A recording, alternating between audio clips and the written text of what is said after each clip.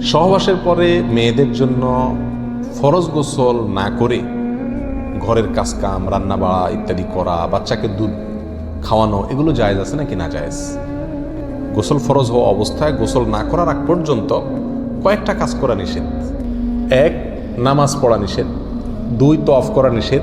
3, মসজিদে অবস্থান করা নিষেধ। 4, কোরআন স্পর্শ করা নিষেধ। 5, কোরআন পড়া নিষেধ।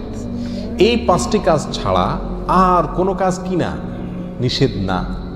অতএব সহবাসের পরে কোনো মেয়ে, কোনো মহিলা তিনি যদি গোসল না করে, ফরজ গোসল না করে তিনি যদি কি করেন, গৃহস্থলীর কাজকাম করেন, রান্না বাড়া করেন, অন্য কাজকাম করেন, বাচ্চাকে দুধ খাওয়ান, এগুলো এই 5টি নিষিদ্ধ কাজের আওতায় যেহেতু নাই, অতএব সেটা জায়েজ আছে। আমাদের দেশে যত কঠোরতা সব মেয়েদের উপরে, ছেলেদের উপরে নাই। ছেলে গোসল ফরজ হয়েছে, 2-4 ঘন্টা শুয়ে রয়েছে বা এমনকি হাঁটাহাঁটি করছে, তাকে তেমন কেউ কিছু বলে না। সমস্ত চাপগুলা মেয়েদের উপরে। আর এই ফতোয়াগুলা মেয়েদের উপরে, ফতোয়াগুলা দেয়ও বেশিরভাগ মেয়েরাই। কথার কথা, ননদ আছে, শাশুড়ি আছে বা অন্য কেউ আছে বা জাল আছে, তো তারা খোঁচাইতে শুরু করে যে গোসল না করে বাচ্চাকে দুধ খাওয়াচ্ছে। কোনো বাচ্চা কানতে কানতে মরে যায় কিন্তু দুধ খাওয়ায় না, কেন? কারণ গোসল করেনি। এগুলো না জানা কারণে হয়েছে। ফরজ গোসল না করে 5টি কাজ করা নিষেধ, এর বাইরে আর কোনো কাজ নিষিদ্ধ না। অতএব এমনকি আপনি রোজাও রাখতে পারেন কি ফরজ গোসল না করে? রাখতে পারেন বলতে সাহারি খেতে পারেন, সাহারি খেয়ে রোজা শুরু করতে পারেন। তাহলে আপনি বাচ্চাকে দুধ খাওয়াতে পারবেন না, কে বলেছে? বাসায় কাজ করতে পারবেন না, কে বলেছে? তবে হ্যাঁ, যদি আপনি ফরজ গোসল একটু দেরিতে করতে চান কোনো কারণে, তাহলে সেক্ষেত্রে অন্যান্য কাজ কামের সুবিধার জন্য উজু করে নেওয়া উত্তম। সহিহ মুসলিমের এক হাদিসে আসছে, নবী আলাইহিস সালাম গোসল ফরজ হলে ওই অবস্থায় যদি কেউ ঘুমাইতে চায়, শুয়ে থাকতে চায় অথবা অন্য কোনো কাজ করতে চায়, তাহলে তাকে উজু করে নেওয়ার পরামর্শ দিয়েছেন।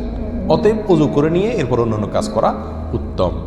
এর বাইরে উজু ছাড়া যে সে কিছু করতে পারবে না, ব্যাপারটা এরকম না। একবার আবু হুরায়রা রাদিয়াল্লাহু তাআলা আনহু, তার সাথে নবী আলাইহিস সালামের দেখা হয়েছে কোনো এক রাস্তায়, এই অবস্থায় যে তার গোসল ফরজ হয়েছিল।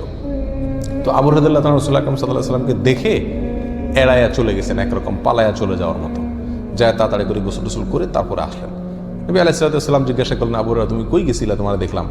বলে, ইয়া রাসূলুল্লাহ, আমার গোসল ফরজ হয়েছিল, তো আমি আপনার সঙ্গে বসবো, সময় দেব, ফরজ গোসল অবস্থায় আমার কাছে জিনিসটা অপছন্দ লাগলো, নাপাক অবস্থায় এভাবে থাক, আপনার সাথে সাক্ষাৎ করব। তখন নবী আলাইহিস সালাম বলেছেন, সুবহানাল্লাহ, মোমেন আবার নাপাক হয় নাকি? অর্থাৎ এটা তো একেবারে তোমার পুরো বডি নাপাক হয়ে গেছে, টাচ করলে আমি নাপাক হয়ে যাবে, ব্যাপারটা তো এরকম না, তুমি এটাকে এত কঠিনভাবে নিয়েছো কেন? তাহলে এই সব হাদিসগুলোকে সামনে রাখলে মোটামুটি পরিষ্কার হয়ে যায়। আমাদের আয়েশা রাদিয়াল্লাহু তাআলা আনহা থেকে এক হাদিসে আসছে, তাকে জিজ্ঞাসা করা হয়েছিল যে নবী আলাইহিস সালাম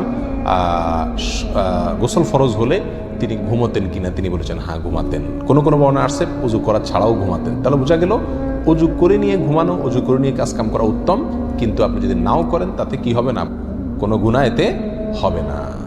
আল্লাহু আ'লাম।